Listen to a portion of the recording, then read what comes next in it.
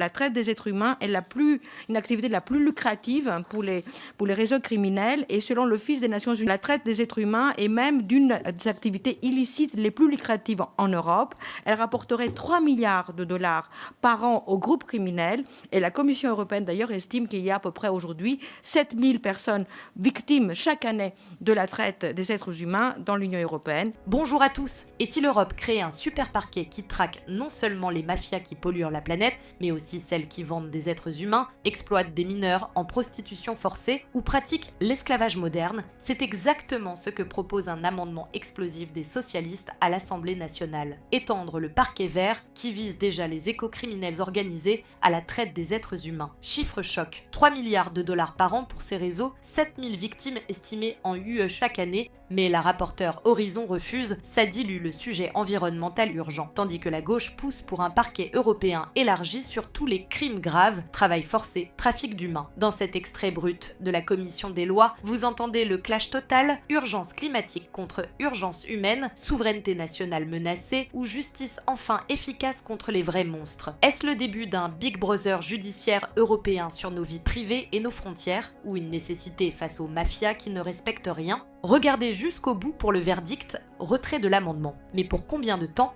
Likez si vous trouvez ça dingue, dangereux, indispensable, détestez si c'est trop d'Europe et abonnez-vous pour les updates 2026. La révision du parquet européen arrive et ce débat va revenir en force. J'ajoute que le haut commissaire des Nations Unies aux droits humains rappelait en 2023 récemment que la traite des êtres humains est une activité la plus lucrative pour les réseaux criminels et selon l'Office des Nations Unies que j'ai rencontré il y a 2 mois, la traite des êtres humains est même d'une des activités illicites les plus lucratives en Europe. Elle rapporterait 3 milliards de dollars par an aux groupes criminels et la Commission européenne d'ailleurs estime qu'il y a à peu près aujourd'hui 7000 personnes victimes chaque année de la traite des êtres humains dans l'Union européenne et précise qu'on peut supposer que leur nombre est bien supérieur de cette réalité. Alors, c'est les raisons pour lesquelles nous saisissons cette opportunité pour déposer cet amendement.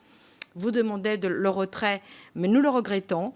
Mais si effectivement on peut avoir l'engagement d'ici la séance qui puisse avoir, en tout cas la prochaine étape, qui puisse avoir une réécriture et l'intégrer, je crois que ça demande une extension, une discussion à l'extension et pas forcément imposée comme c'est fait aujourd'hui à travers le parquet vert. Merci, Madame la rapporteure. Merci, Monsieur le Président. Je m'engage à m'efforcer de tenter de réécrire, en tout cas. Je ne peux pas m'efforcer aujourd'hui à dire qu'il y aura une réécriture, mais je veux faire ce travail-là. Pourquoi? Parce que, d'abord, vous avez raison, que la traite des êtres humains est un sujet majeur, que c'est insupportable de se dire qu'on se sert de l'individu contre sa dignité, contre son intégrité physique pour faire de l'argent. Et qu'il y a des réseaux, effectivement, qui se servent de ça, qui ensuite se servent de cet argent pour alimenter d'autres réseaux. Et bien évidemment, c'est un sujet transfrontalier aussi.